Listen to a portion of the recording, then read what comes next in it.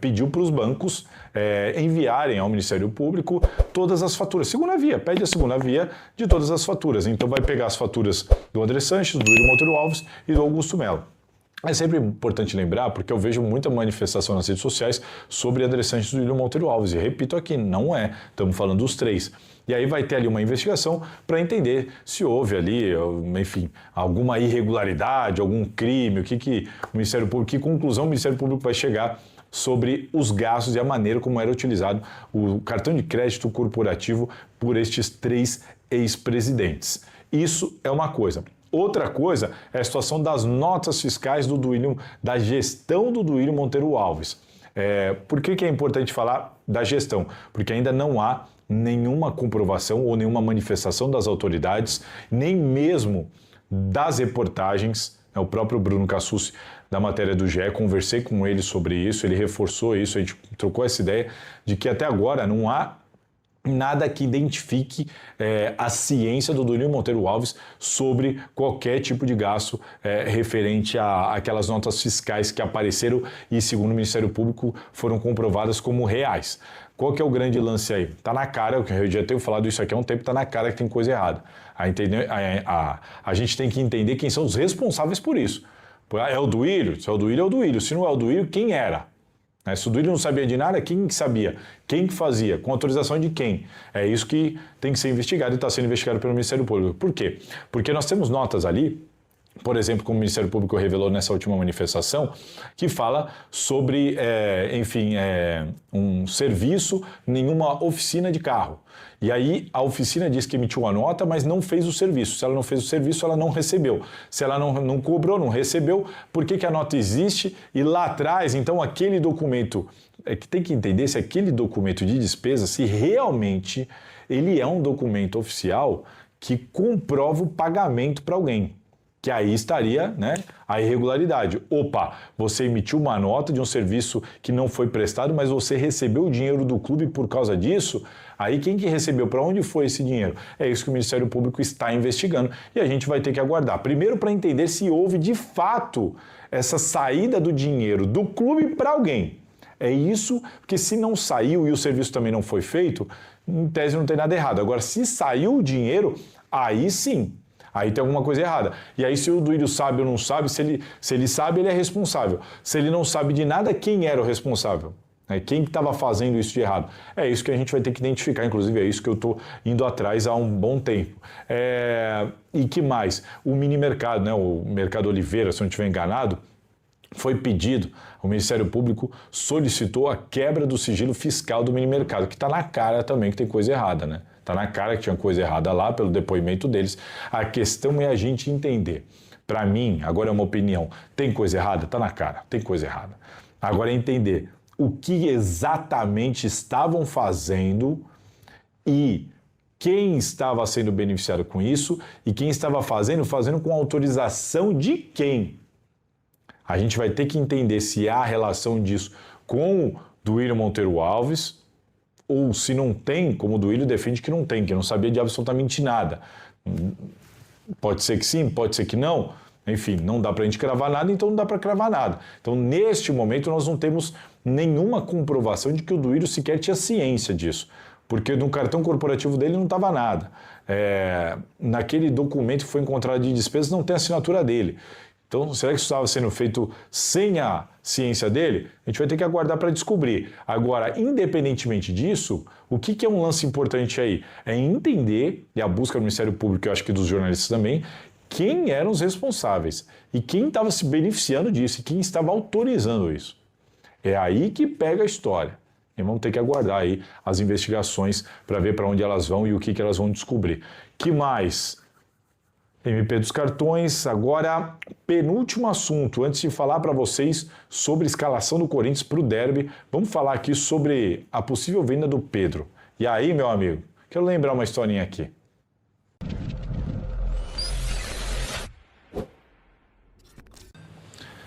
Bom, bora lá falar então dessa possível venda do Pedro. Antes, rapidinho, informação do André Costa no site da Gazeta Esportiva que eu quero aqui falar para vocês. Renovações de Guinegão e de Gustavo Henrique, de fato, muito bem encaminhadas, tá? O Guinegão tem contrato aí até junho de 2027. A tendência é que o vínculo seja estendido por 5 anos. Ele tem 18 anos, já tem uma multa internacional de 100 milhões de euros. Então, quanto a isso, aparentemente, parece que vai dar tudo certo. Sobre Gustavo Henrique, 32 anos de idade, o contrato dele termina agora, mas de fato isso já estava sendo discutido lá atrás, é o melhor zagueiro do elenco, está valorizado, deve renovar por mais 2 temporadas e o Corinthians de fato nesse caso estava esperando mais a questão política e tudo mais, esperar para ver quem ia ser o presidente para sentar e finalizar, porque o Gustavo Henrique avisou que mesmo valorizado tinha intenção de ficar, o Corinthians deixou claro que também pretendia contar com ele, era de fato uma questão de esperar a parte política. 2 informações importantes do André Costa no site da Gazeta Esportiva. E agora falar do Pedro. Pedro, quando o Cássio falou que ele era o melhor jogador da base que ele viu e tudo mais, saiu cedo naquela negociação com o Yuri Alberto, cara, ele pode render para o Corinthians cerca de 120 milhões de reais. Isso porque o Al Ittihad da Arábia Saudita, segundo o jornalista francês Sant Aouna, isso, ele publicou que o Al Ittihad da Arábia Saudita está disposto a pagar uma grana pelo Pedro para tirar ele do Zenit. E aí, meus caros, o Corinthians, lá quando fez o negócio com o Zenit, naquela coisa do Yuri Alberto, o Corinthians vendeu por 9 milhões de euros, lá atrás, 9 milhões de euros, e também guardou 30%. Então, lá atrás, ele já rendeu 47 milhões de reais para o Corinthians na época. Agora, ele pode render, se você pegar a fatia do Corinthians, que é 30%, mais o fato do Corinthians ser um clube revelador, mais 70 milhões de reais. E 70 milhões de reais, se der tudo certo, mais os 47 milhões, quase 50 milhões de reais de lá de trás. Ou seja, vendeu e vendeu muito bem. É torcer para esse negócio aqui dar certo do Ittihad com o Zenit. O Corinthians tem que torcer muito para esse negócio dar certo, porque vai ser um dinheiro importantíssimo nesse momento. Agora, eu quero só lembrar que quem me acompanha, na época eu até usava o Twitter, quem me acompanha de lá de trás, eu tive até umas conversas com o meu amigo Rodrigo Vessone, fala Vessa, sobre isso na época, porque o Vessa não gostou muito dessa negociação. Aliás, repercutiu muito, todo mundo, o esquema com o Fernando Garcia, todo mundo vai pro Zenit e tal. E eu defendi veementemente na época. Fui muito a favor da contratação. Por quê? Porque era o Yuri Alberto, um cara jovem pra caramba, que poderia trazer retorno financeiro, era um camisa 9, que foi, do Santos, do Internacional, categoria de base, cara, uma escassez de camisa 9 no Brasil. Falei, cara, nós vamos trazer um centroavante, bom pra caramba, jovem pra caramba, ou seja, pode ajudar no campo, pode ajudar fora dele. Cheguei a falar aqui no Gazeta Esportiva que foi a melhor contratação do ano no Brasil. Porque eu falei, cara, é um cara que pode render no campo e fora dele, não é um veterano vindo de fora e tal. Não, ele pode render no campo, pode render fora dele, pode ir para a seleção brasileira como foi, se valoriza e tudo mais. Vive aí tendo proposta da Premier League. O Corinthians adquiriu 50%, na época na casa ali de 12 milhões e meio de euros. Hoje, 50% dele já vale mais que isso. Então já valeu a pena. O que ele já entregou de gol, artilheiro de temporada, voltou para a seleção brasileira. Cara, só isso já vale a pena. E o que o Corinthians deu em troca? O Corinthians não deu R$1 em troca. O Corinthians não deu R$1. O Corinthians trouxe o cara para ter o cara, renovou o contrato agora, para ter ele em campo. Pode ficar com 50% de uma futura venda dele. E o Corinthians liberou o quê? Liberou parte do goleiro Ivan, do Queiroz, o Pedro, que ficou com 30% e pode render 70 milhões e na época ainda garantiu 47 milhões na venda. Mantuan também, se eu não me engano, 11 milhões de euros, eu não lembro agora de euro, de reais, mas ganhou uma grana com o Mantuan que foi para lá. E assim, com todo respeito aos jogadores. Mas, cara, quando você olha para o Mantuan, para o Duqueiroz, para o goleiro Ivan, para o zagueiro lá que eu esqueci o nome também, o Robert Renan, cara, são posições que o Corinthians consegue encontrar reposições. O Corinthians ganhou dinheiro com aqueles caras, como quase 50 milhões de reais com o Pedro. Já na época, o Corinthians garimpou dinheiro, liberou uns caras que você tinha reposição e, assim, jogadores comuns, normais, né? E trouxe uns grandes centroavantes de graça, entre aspas, de graça não, sem desembolsar dinheiro, ficou com 50% do cara que você pode vender e ganhar uma grana, ou seja, você ganhou dinheiro com os caras que você liberou, você não liberou nenhum gênio, nenhum craque, trouxe um cara valorizado, ficou com 50%, o cara artilheiro do seu time. Porra, bicho, eu já achei uma grande negociação na época, agora então... Caraca, se esse negócio aqui do Pedro der certo, então aí acabou. Aí foi uma baita de uma negociação que na época foi muito questionada. Pô, todo mundo vai pro Zenit. Cara, pra mim, falei na época e agora reforço. Fala aí, valeu a pena ou não valeu? Eu não tenho nenhuma dúvida. Diz aqui nos comentários o que vocês acham e agora vamos falar do derby.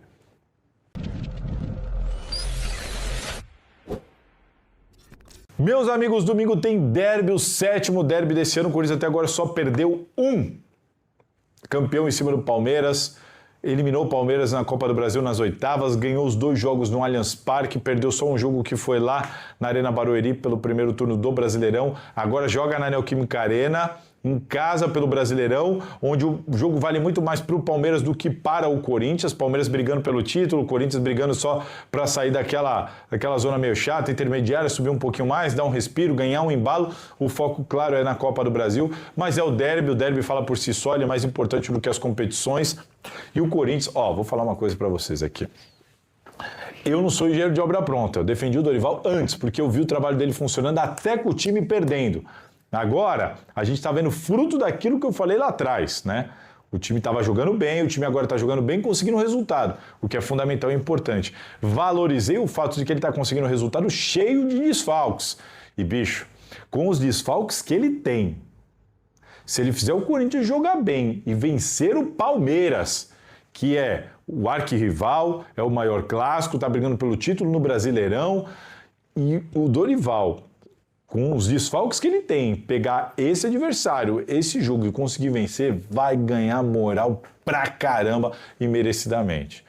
Para esse jogo, o Palmeiras vem completinho. A dúvida é só se o Murilo joga com o Gustavo Gomes ou se joga o Fux ali. No mais, deve ser o Everton. Giai deve jogar na direita, na esquerda Piquerez. O meio campo deles deve ter o Lucas Evangelista, o Aníbal, Maurício, Felipe Anderson, Vitor Roque e Flaco Lopes. Esse deve ser o Palmeiras que vai pegar o Corinthians. Corinthians, aí vem a informação. Primeiro, catarinense Ramon Abate Abel apita o derby. Você gosta? Diz nos comentários. Eu não gosto.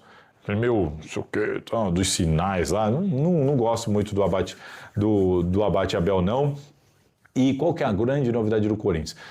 Primeiro, que o Yuri Alberto deve ser relacionado. Impressionante. Cara, impressionante a recuperação desse cara da hernia inguinal. Não tem nenhum mês. Impressionante. Nem o Hugo conseguiu a recuperação tão rápida, nem o Gustavo Henrique, enfim, nem a minha irmã, Karina, que está ainda se recuperando, também sofreu com esse susto, teve que fazer também a cirurgia da hernia inguinal agora recentemente aí. Cara, impressionante. O Yuri Alberto apareceu no treinamento, chutando, correndo, muito provavelmente vai ser relacionado. Guiné ganhou titular e o Yuri Alberto para o segundo tempo, se precisar, essa é a tendência. Memphis Depay deve ser titular para esse jogo. E, cara, qual que é a informação que eu quero dar para vocês? Eu tive a informação nessa sexta-feira de que o Dorival Júnior não vai escalar o Félix Torres. Ele vai bater esse martelo no sábado. Amanhã, no caso. Estou gravando esse vídeo na sexta tarde. Ele vai bater o martelo no sábado. Mas a tendência, pelas conversas que ele teve, é de que o Félix Torres está sentindo a pressão, ele está perdendo a confiança.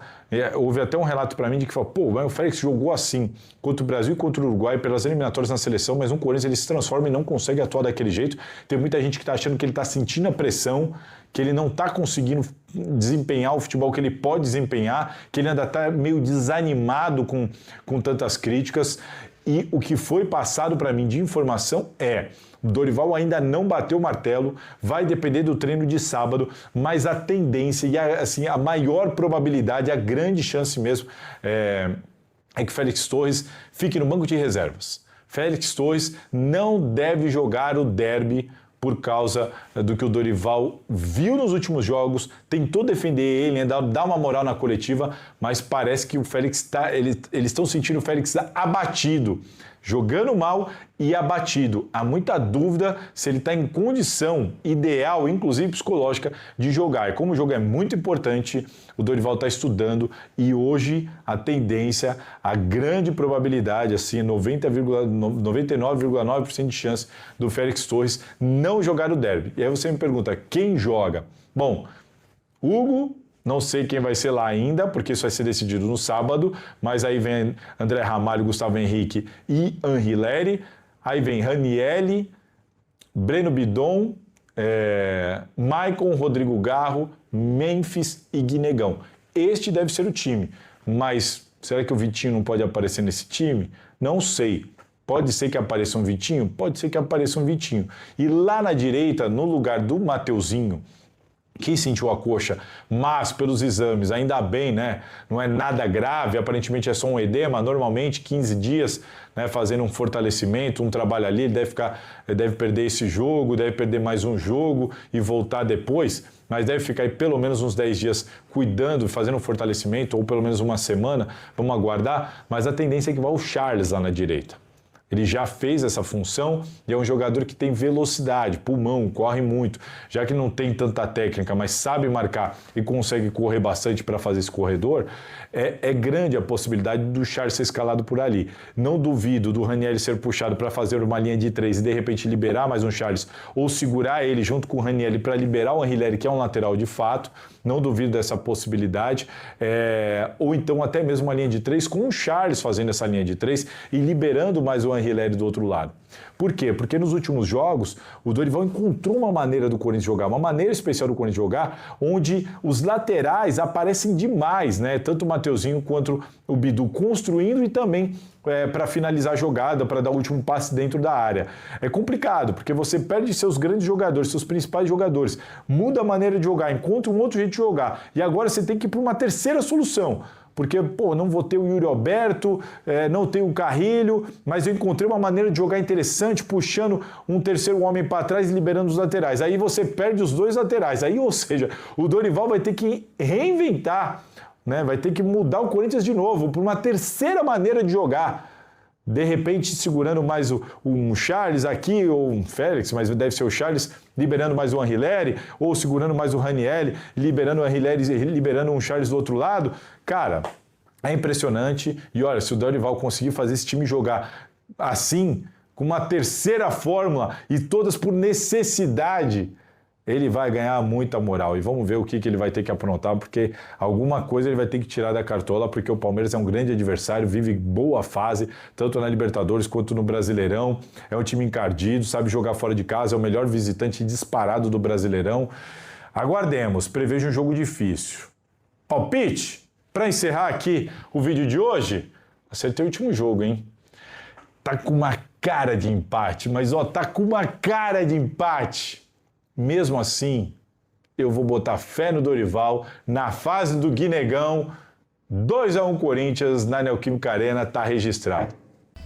Salve, torcedor do Corinthians, seja bem-vindo ao Corinthians Fanáticos, todos os dias conteúdo exclusivo do Corinthians, o Corinthians que pode emprestar o Hector Hernandes aí.